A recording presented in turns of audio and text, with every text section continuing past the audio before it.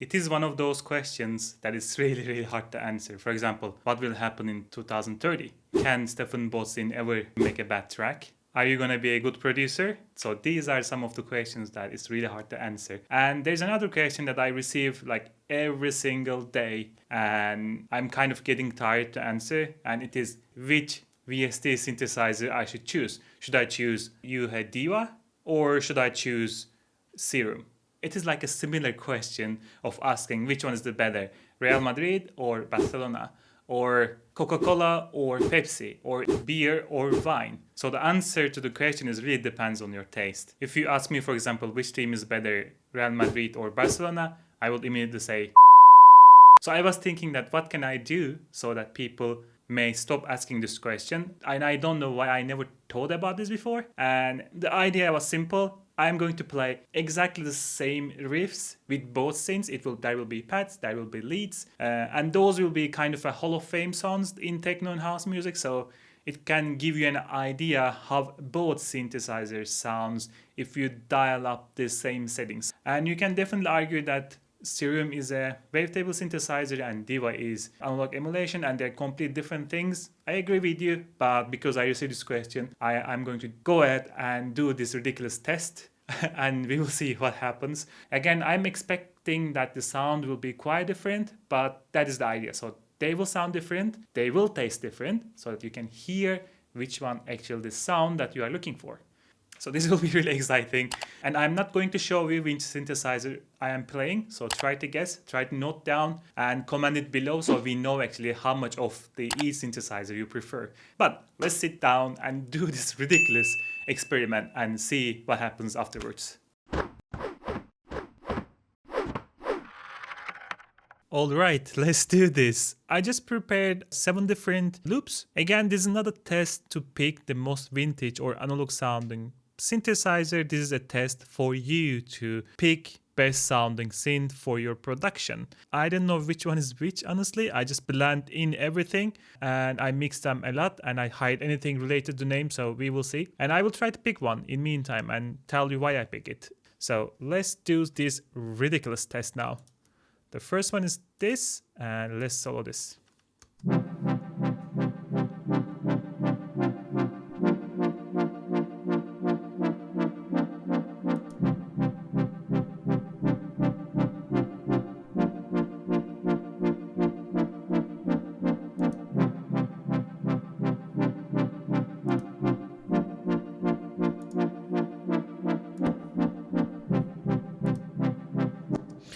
They're quite close. I think I would go for the second one here simply because it had a bit brighter high end, softer high end, and that could be really nice in the mix when I probably use this type of sound. But again, they're really close actually. It also shows you can get similar sound from both of the synths if you like to spend a bit more time. So let's go to the second one and let's try this one. And this one is from the Mind Against. And let's take a look.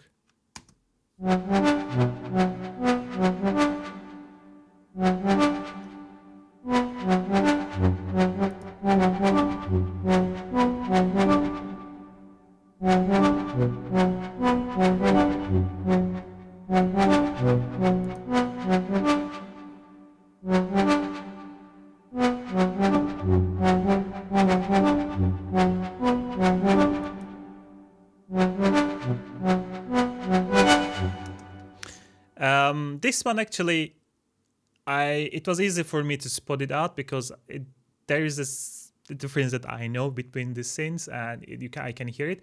But if I commented the number 6, this square, you can definitely hear the square wave and it's really soft and nice. I actually enjoyed it. But I would probably pick the 5th again simply because it's a bit more authentic. So it could be nice for this type of plucky sounds if you really want to get, I guess, authentic in your track. Next, and this one is from Stemming. This is a really good one actually. Let's take a look.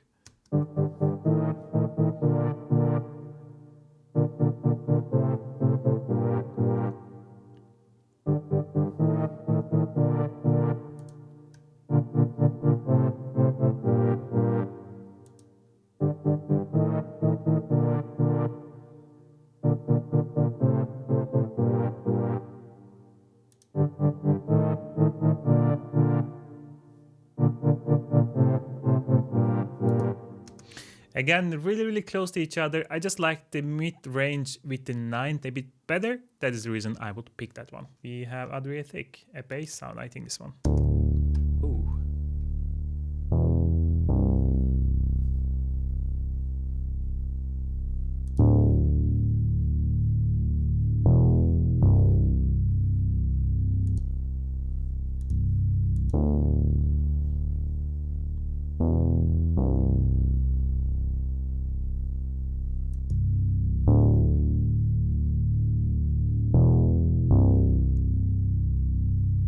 Okay, this one is kind of easy to pick for me as well. This is a bass sound, and 13 is actually kind of phasing a bit on the low end, and I really wouldn't like that in my bass sounds. Although it gives a bit more authentic sound, I'm not really sure that if I would use bass sound like that, so I would go for the 14. Clean, to the point, and you can still hear this resonant, gritty, high end, or yeah, whatever you call it. So 14 for me. I actually know which one is which because I can hear the difference, but for my production, I would go for the 14. Oh yeah.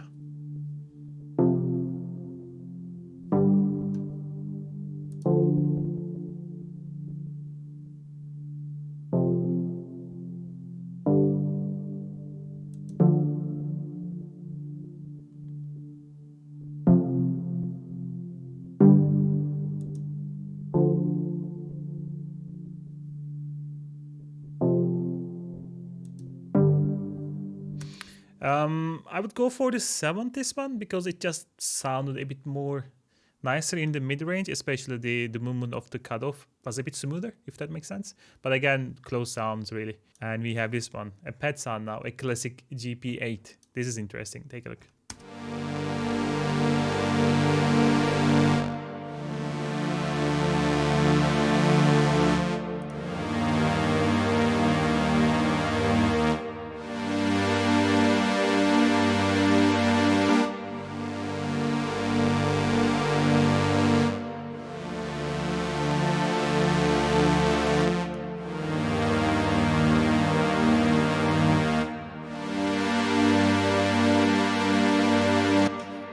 Honestly, both are really nice. I think the 11th is a bit less, a bit more squarish, a bit more splashy sound.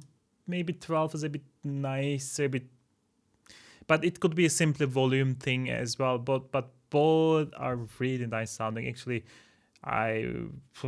both are nice. 11, 12, I pick both. I wouldn't mind this one in my production. I could use both of them without thinking about it. And the last one, this is the, of course, Ame and the Ray. So take a look.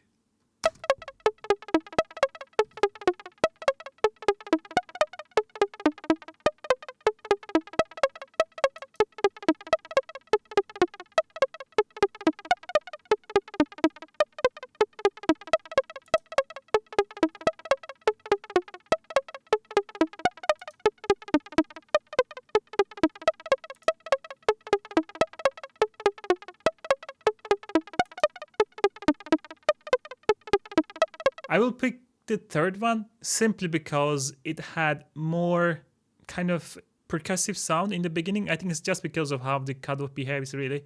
It's just like snappy, it really splashes, it's like bum in the beginning. Take a look at this.